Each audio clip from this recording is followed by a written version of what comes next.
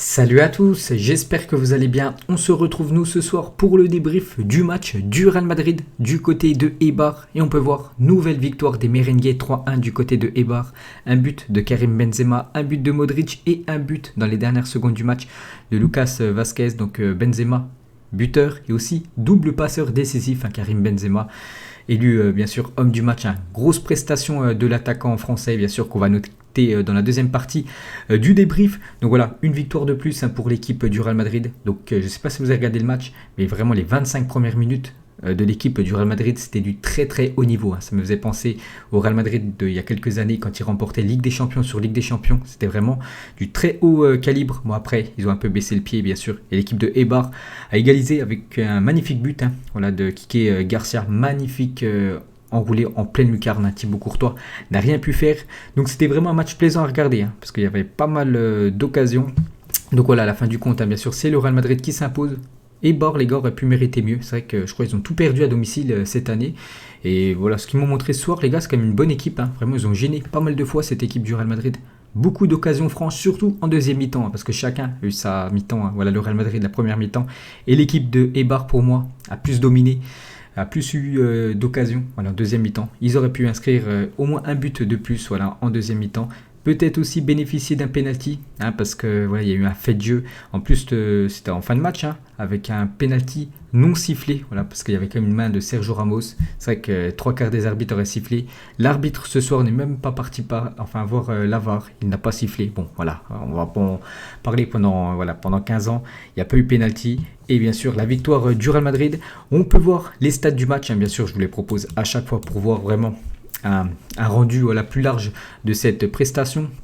Donc déjà 66% de possession de balles. Bon après bien sûr les joueurs merengues sont mieux techniquement techniquement que l'équipe de Eibar. Donc c'est plutôt logique qu'ils ont eu plus de possession de balles. On peut voir les tirs cadrés, 5 pour le Real Madrid, 3 pour l'équipe de Eibar, quand même 5 tirs cadrés pour le Real Madrid, 3 buts. C'est quand même un très beau ratio. Donc plus de 646 passes pour les Merengues, 307 pour l'équipe de Eibar qui a beaucoup couru. Voilà, après le ballon, mais comme je l'ai dit, ils ont eu quand même des belles occasions, parce que 10 tirs au but quand même pour cette équipe de Eibar. Donc voilà les gars, les stats de cette rencontre. On va regarder un petit coup d'œil aussi au classement, parce que bien sûr c'est très important. Donc c'était la 14e journée, donc le Real Madrid, toujours au contact de l'autre Madrid, l'Atlético Madrid. Les deux équipes de Madrid actuellement en tête, 29 points pour les deux équipes. On peut voir que l'Atlético, ils sont au même niveau que le Real Madrid, mais l'Atlético a toujours 2 matchs en retard. Donc ça pourrait faire un plus 6 pour l'Atlético, bien sûr, s'ils gagnaient leurs 2 matchs en retard. Donc le Real Madrid, bien sûr, deuxième. Donc l'équipe de Eibar, la 14e position. Donc je crois qu'ils ont tout perdu à domicile. Regardez les derniers matchs de Eibar, c'est pas ouf. C'est seulement une victoire sur les 5 derniers matchs. Mauvaise période pour eux. Et voilà, pour voir un petit coup d'œil au FC Barcelone, le Barça toujours à cette 5e position avec seulement 21 points, quand même 8 points de retard par rapport au Real et à l'Atlético. Attention au FC Barcelone qui jouera, les gars. Le Barça jouera mardi soir à 22h. Peut-être je ferai un débrief, je verrai. Donc, on va noter maintenant, bien sûr, comme d'habitude. Donc là, on va noter les joueurs du Real Madrid. Donc comme d'habitude, je vais mettre mes notes. Donc il y a eu des très très belles notes ce soir, parce qu'il y a quelques joueurs du Real Madrid qui ont été très très bons. Donc quelques-uns un peu moins bons. On commence déjà avec le gardien. Voilà, le gardien Thibaut Courtois. Donc son équipe, il a pris un but, mais il peut absolument rien, vraiment, parce que Quique Garcia, les gars, il a marqué un magnifique but. Je sais pas si vous avez vu son but, n'hésitez pas à jeter un petit coup d'œil sur YouTube, regardez cette magnifique frappe déjà en dehors de la surface, en pleine lucarne. Donc Thibaut Courtois, même Neuer, même Ter Stegen, même tous les meilleurs gardiens de la planète, je pense pas qu'il y en a un qui leur a arrêté. Bon après sinon, comme j'ai dit, je crois qu'ils ont fait 3 tirs, l'équipe de Eibar. Sinon il était vraiment bon quand même sur sa ligne. Donc je mets une note de 7, les gars. Je mets comme une note de 7 à Thibaut Courtois. Bon match de sa part. Ensuite, Ferland Mendy. Donc Ferland Mendy, ce soir je l'ai vraiment trouvé très très bon. Il aurait pu être, on peut dire, double passeur D, si bien sûr après les attaquants du Real Madrid auraient converti les magnifiques occasions qu'il a eu. Donc il a beaucoup bouffer son couloir. Donc surtout 2 gros centres, un en première mi-temps où Vázquez est trop court, et le deuxième c'est Rodrigo. Dommage, il l'envoie un peu au-dessus. C'est dommage parce qu'il leur donne à chaque fois des caviars, Ferland Mendy, et après bien sûr ils n'ont pas concrétisé les joueurs Enfin, les attaquants du Real Madrid. Donc je mets une note de 7 quand même, Ferland Mendy. Hein. Il était bon ce soir. On a beaucoup plus vu d'attaque côté gauche que côté droit. Donc côté Mendy que côté Carvajal. Donc pour moi les gars, ça mérite une note de 7. Puis même défensivement, hein, il n'a pas trop galéré devant les attaquants de Eibar. Donc pour moi, c'est 7. On passe... On passe les gars à Sergio Ramos, le capitaine. De grosses prestations de Sergio Ramos. Donc je l'ai dit, hein, il y a un penalty qui aurait pu te siffler. Il n'a pas été sifflé. Donc voilà, c'est comme ça. Donc voilà, il a été présent bien sûr, Sergio Ramos. Et sa qualité, on le sait, hein, c'est des fois les transversales millimétrées hein, pour les joueurs du Real Madrid. Et ça fait un bien fou. Voilà, quand les défenseurs sont un peu en panique, lui, pas de souci les gars. Il fait de grosses transversales par exemple à Lucas Vazquez ou même Rodrigo. Et ça permet bien sûr au Real Madrid de reprendre voilà, l'avantage et surtout d'aller mettre la pression sur le camp adverse. Donc pour moi c'est note de 7 les gars pour Sergio Ramos, en plus décisif en toute fin de match. Je crois que c'était dans le temps additionnel où un joueur de Eibar, voilà, face à face avec Courtois, et c'est lui qui contre, voilà, Sergio Ramos. Donc voilà, il a été bon ce soir. Il y a une relance où il a failli se faire punir hein, tout simplement, pleine surface. Donc après même il s'est excusé, mais sinon voilà, c'était un bon match bien sûr de Sergio Ramos. Je mets une note de 7.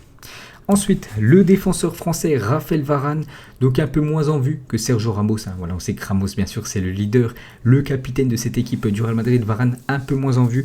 Donc après, bon, c'est quand même un match correct de sa part. Je mets une note de 6, les gars, pour Raphaël Varane. Donc 7 Ramos, 6 Varane. Et pour finir, Carvajal, les gars. Donc j'ai dit, hein, on a beaucoup plus vu Ferland Mendy que Carvajal. Bon, défensivement, il était là, mais offensivement, il a très peu apporté Carvajal. Beaucoup de fautes, hein. Varane aussi, les gars, il a fait pas mal de fautes ce soir, mais Carvajal aussi, pas mal de fautes, donc j'ai mis une note de 5. Voilà, donc pour moi, les notes, donc 7 Mendy, 7 SR4. Voilà, plus sur le côté gauche, ils ont été meilleurs que sur le côté droit. Donc Varane 6 et Carvajal 5. On passe milieu de terrain, Casemiro. Donc Casemiro les gars, pour moi c'est note 2-6, match satisfaisant. Je vais pas lui mettre non plus 7 les gars. Bon, il n'a pas fait un énorme match Casemiro, même bien sûr. S'il a fait quand même un match correct, mais il n'a pas été énorme. Voilà, si on compare avec Modric, vraiment lui qui a été très très bon ce soir. Donc Casemiro, bon il a récupéré aussi pas mal de ballons, donc voilà, une note correcte pour lui. Je lui mets une note 2-6. Ensuite, Toni Kroos et Modric, donc pour moi ils ont fait quasiment le même match hein, les deux. Donc pour moi ça sera la même note, ça sera une note de 7 pour les deux. Donc voilà, Casemiro 6, Kroos 7, Modric 7. Peut-être un peu meilleur Modric ce soir, hein. C'est vrai que depuis quelques temps les gars, Modric, vraiment il fait vraiment des très gros matchs. Hein. Match sur match les gars, il est très très bon. C'est pour ça qu'il a été élu meilleur joueur du Real Madrid pour le dernier mois de novembre. Donc voilà, il était très très bon. Buteur en plus, je crois, Luka Modric, hein, sur la passe D de Karim Benzema. Donc sinon Toni Kroos lui aussi un bon match. Vraiment quand il y a danger et tout, aucun souci vraiment. C'est un joueur voilà, où il n'a aucune pression. Il arrive toujours à renverser le jeu. Voilà, donc vraiment des très bons choix hein, pour Toni Kroos. La même chose pour Luka Modric, hein, qui a amené vraiment les ballons dangereux pour Rodrigo, Benzema, Lucas Vazquez. Donc les deux ont été très bons. Donc c'est pour ça qu'ils méritent une note de 7. Et on va finir avec l'attaque. On commence avec Rodrigo. Donc Rodrigo, depuis quelques matchs, il est pas mal. Hein. C'est vrai que les gars, souvent je note l'équipe du Real Madrid. En début de saison, il avait beaucoup de mal les gars. Beaucoup de déchets. Il faisait très rarement la différence. Et ce soir, une fois de plus, il a été bon les gars, Rodrigo. Donc pour moi, c'est une note de 7 aussi. Un bon match de sa part. Est-ce qu'il a été buteur? Je me souviens plus. Attends, je regardais rapidement. Non, il n'a pas été buteur. Il a été passeur. Passeur D pour le premier but. Ah, c'est lui qui fait l'ouverture pour Karim Benzema, bien sûr. Donc pour moi, ça mérite une note de 7, les gars, Rodrigo. Ah, il a été correct, bien sûr, ce soir. Ensuite, on va noter Vazquez. On terminera bien sûr avec Benzema. Donc Vazquez, les gars, buteur hein, décisif ce soir. Lui aussi, je mets une note de 7. Voilà, Lucas Vazquez, heureusement qu'il a marqué. Hein. Voilà, en fin de match. Pour moi, il était un peu moins en vue que Rodrigo. Donc, je lui mets 7, vu qu'il a été décisif. Enfin, je vous ai dit, il a été buteur. Il n'aurait pas marqué son but. Dernière seconde du match, il aurait mérité voilà, un 6. Donc, voilà, il a fait un match correct, buteur. Donc, 7 pour Vazquez. Et on termine, pour moi, l'homme du match. Cette saison, les gars, j'ai l'impression que c'est la plus grosse saison de Karim Benzema au Real Madrid. Hein. Il est vraiment énorme.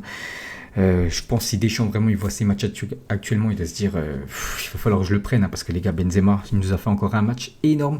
Donc son numéro de maillot les gars c'est 9. Je lui ai mis une note de 9 les gars. C'est exceptionnel la prestation de Karim Benzema. Donc déjà un but, 2 passes D hein, il a fait que des bons choix ce soir. Il aurait même pu inscrire un doublé. Bon ça s'est joué une question de millimètres hein. Bon voilà, il était hors jeu. Mais voilà, il nous a marqué un magnifique but, bien sûr, Karim Benzema. Donc il a été dans tous les bons coups. Hein, vraiment, encore une grosse prestation de lui. Hein. Il a appliqué sur les 3 buts du Real Madrid. Donc c'est pour ça qu'il mérite 9. C'est pour ça que c'est l'homme du match. Et c'est pour ça qu'actuellement, c'est lui, le leader, les gars, du Real Madrid. Hein.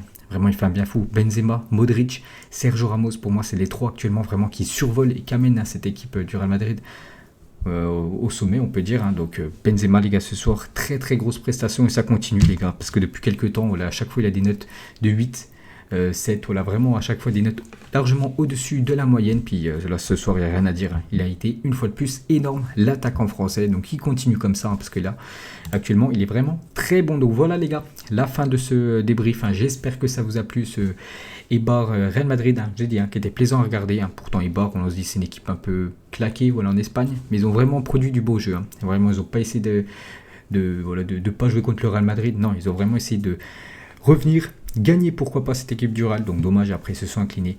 Donc voilà, les gars, ce qu'on pouvait dire ce soir sur ce débrief. Donc nous on se retrouve certainement, je sais pas, peut-être mardi, les gars, mais bon, vu que le match à 22h, je verrai si je ferai le Barça qui joue, je crois, à l'extérieur. Allez, bonne soirée à vous et à demain, hein, dans mon Zap Image, bien sûr, on va revenir avec beaucoup d'infos sur cette rencontre. Bonne soirée et bonne nuit.